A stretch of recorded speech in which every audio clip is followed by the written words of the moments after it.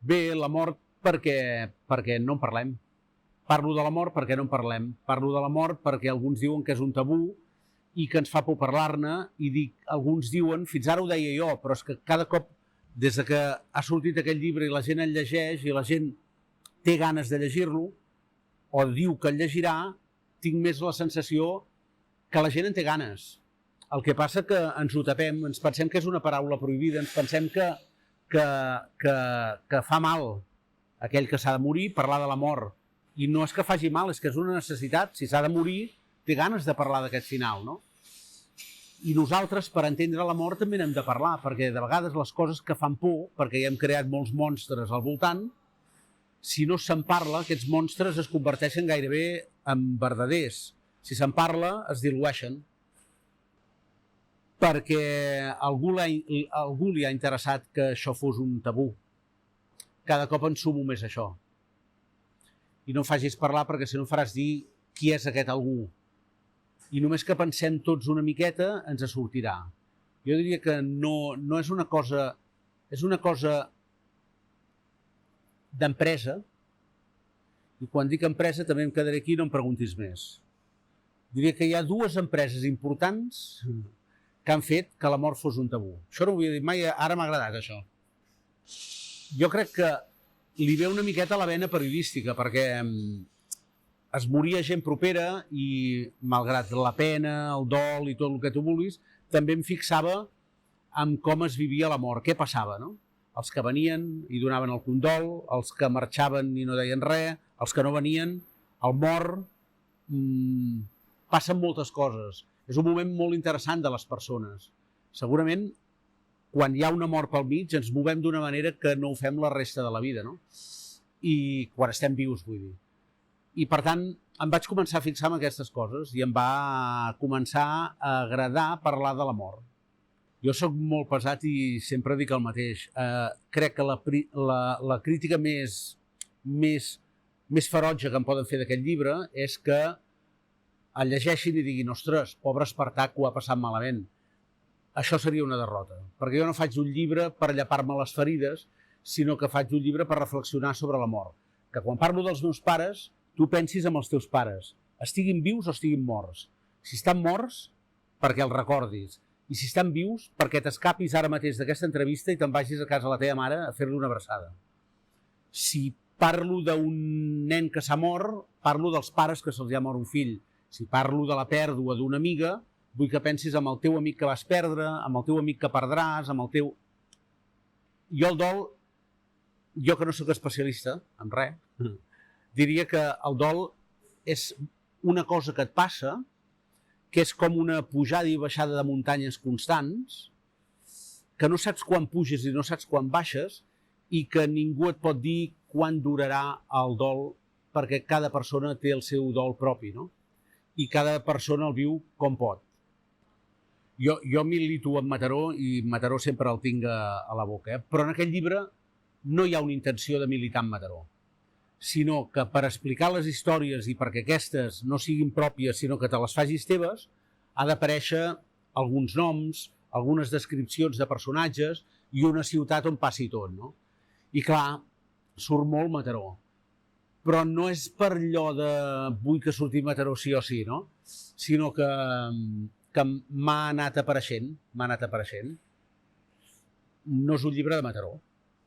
No és un llibre de les meves morts. No m'aixaco molt amb el cementiri de Mataró.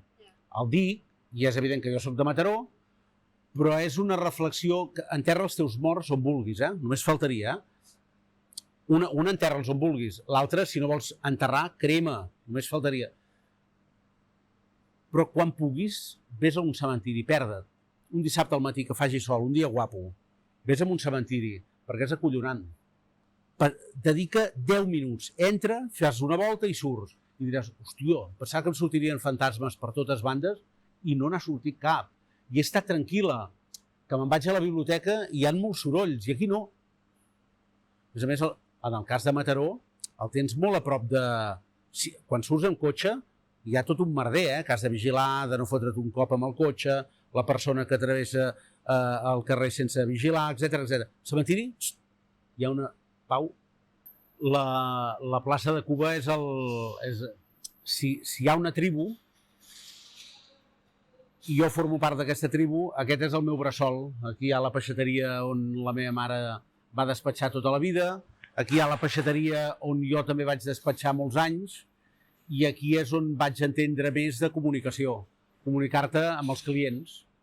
Jo crec que un dia com avui, que presentem el llibre a Mataró i a més a la plaça de Cuba, la càrrega que té la plaça de Cuba costaria de trobar-la en algun altre lloc, però clar, podríem passejar per molts llocs del casc antic, per exemple. La plaça Gran seria un. Mataró m'agraden moltes coses perquè és la meva tribu i vaig néixer aquí. De la mateixa manera que m'agraden moltes coses, totes les coses i les defenso a mort, també tinc la necessitat de ser molt crític amb allò que no fem bé. I hi ha moltes coses que no fem bé. Hi ha moltes coses que s'han de millorar. I si algú diu, però quines coses no fem bé? Sempre quan parlo d'això parlo de temes de cultura, en general, perquè és el que m'he mogut sempre. I m'agradaria que la ciutat fos millor en aquest aspecte. Però també és veritat que tenim una ciutat única per posicionament, no? per lloc on és, tocant al mar, i ara que estic molt a Barcelona, trobes a faltar això que té Mataró. La televisió de Mataró, Cadena 13, Ràdio Arenys, Ràdio Argentona són mitjans que jo he crescut, i sempre, quan he anat pels pobles a treballar, sempre ho dic que els mitjans locals ho són tot. Quan jo estava a Televisió de Mataró, maquillava, em feia el guió, anava a buscar el convidat, em col·locava gairebé la càmera, entrevistava i el tornava a portar al tren, no? Si venien de fora, si eren de Mataró, doncs tot, menys el trajecte d'anada i tornada.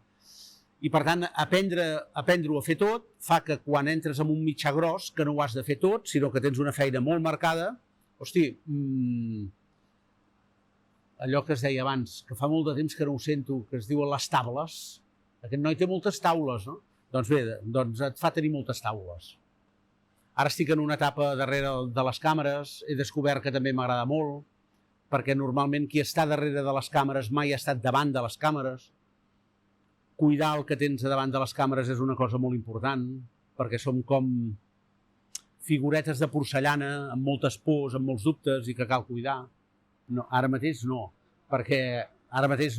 i faig aquesta pausa perquè és una feina brutal, d'admiració absoluta dels que s'hi dediquen.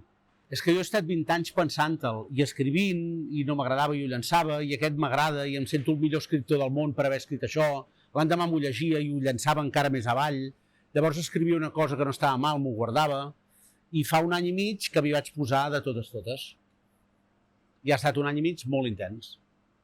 És que l'error seria dir, hòstia, a mi m'agradaria escriure un altre llibre. He estat 20 anys amb aquest, i he fet el llibre que he volgut, i ara imagina que vull escriure un altre llibre. Bueno, què l'escric? En un any sortirà una merda, un cagarro. Sí.